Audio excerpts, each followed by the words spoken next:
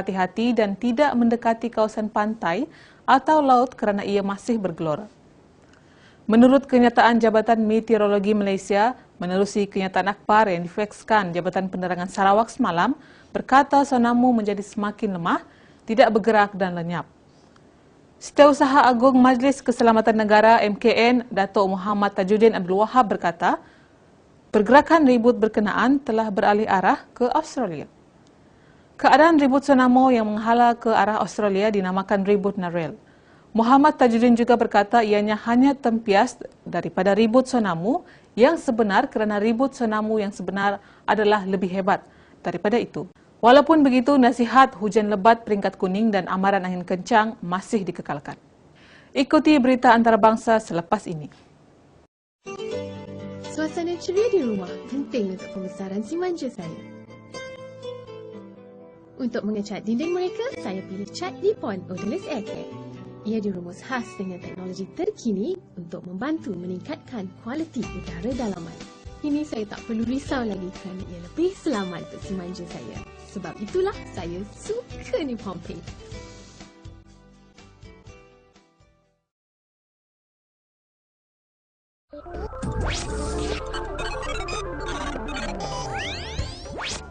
Saya nak buka akaun cucu saya.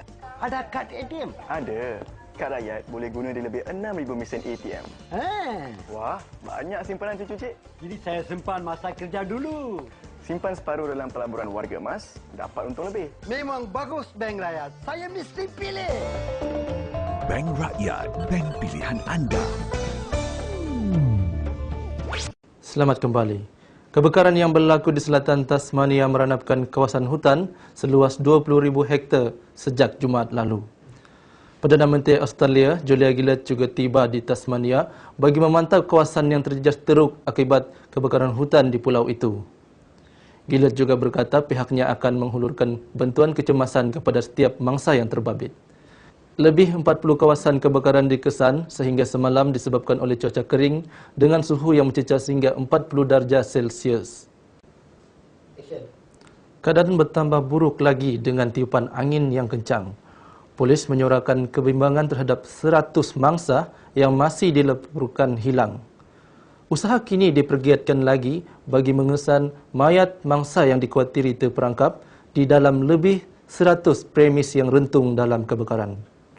Pemangku Komisioner Polis Tasmania, Scott Tilliard berkata, pihaknya masih memerlukan masa bagi memastikan tiada mangsa yang terkorban dalam kebakaran hutan kali ini. Tegas Tilliard lagi, 11 pasukan mencari dan menyelamat dikerah ke Pekan Kecil Donnelly, Timur Hobart yang menyaksikan hampir 70 kediaman musnah dalam kebakaran itu. Sekurang-kurangnya 57 orang cedera, 2 daripadanya kritikal apabila sebuah feri komuter merempuh jeti di New York.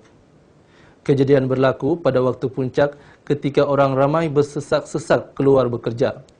Hentaman kuat mengakibatkan penumpang yang sudah bersedia untuk turun jatuh dan bertimpa antara satu dengan lain di dek jeti. Bomba yang tiba sejurus kejadian membawa keluar mangsa untuk dikejarkan ke hospital. 11 dilaporkan mengalami kecederaan serius dan mangsa yang kritikal mengalami kecederaan di kepala akibat terhumban daripada tangga. Menurut Pesuruhjaya Pengangkutan New York, ketika kejadian, feri yang dikenali sebagai Sea Streak Whale Street itu membawa lebih 340 penumpang dan kru. Ia berkelajuan 10 hingga 12 knot atau kira-kira 19 km sejam. Pemeriksaan polis ke atas kru mendapati kesemuanya bebas alkohol. Punca kejadian masih disiasat. Seorang maut manakala seorang lagi cedera parah ketika menaiki bola angin yang dikenali sebagai Zub di sebuah pusat peranginan musim sejuk di Kaukasus Rusia. Kedua-dua mangsa yang masuk ke dalam bola berkenaan yang akhirnya tersasar kelaluannya lalu terhumban ke dalam gaung. Mereka kemudian tercampak keluar dan ditemui kira-kira 10 meter antara satu dengan yang lain. Mangsa, Denis Borakov, mati ketika dalam perjalanan ke hospital, manakala rakannya pula dilaporkan kritikal dan kini dirawat di hospital. Siasatan awal mendapati penggunaan bola angin ini tidak mengikut ciri yang ditetapkan. Ikuti berita sukan selepas ini.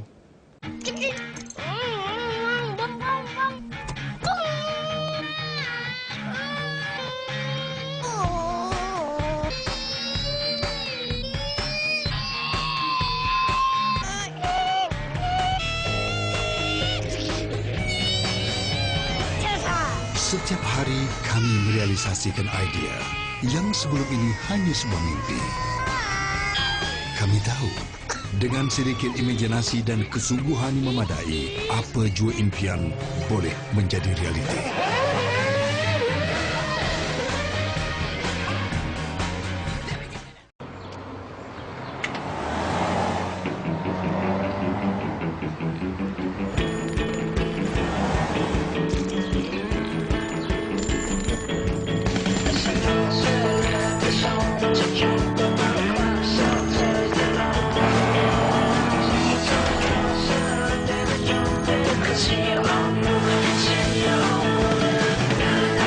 Petronas Premix 95 Extra baru diinspirasi daripada teknologi bahan api Formula 1 untuk meningkatkan kuasa pecutan serta penjimatan sepenuhnya sepanjang masa. Petronas Premix 95 Extra.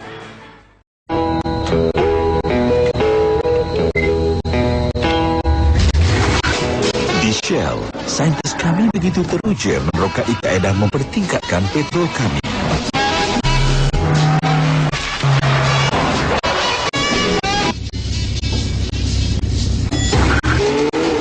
Dengan formulasi unik untuk membersihkan enjin dan mengurangkan geseran.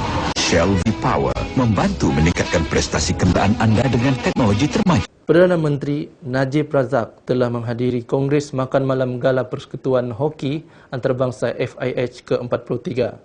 Beliau berharap lebih ramai kanak-kanak meminati sukan hoki bermula pada usia muda dan mempelajari nilai-nilai adil, kesukanan dan etika.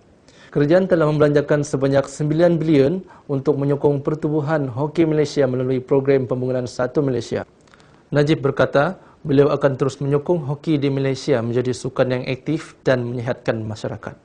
Bids for the 2018 Men's World Cup. And as a former sports minister myself, I have seen how team games can build young people's confidence and strengthen the bonds between them.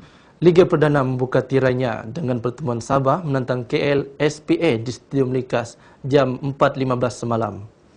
Dalam perlawanan itu, Sabah tampak tidak mengecewakan penyokong-penyokong yang datang apabila menang dengan jaringan 2-1. Pada minit ke-5, usaha pasukan Sabah tidak sia-sia apabila sepakan percuma daripada Sarul Azhar Torre menerjah masuk ke gawang lawan.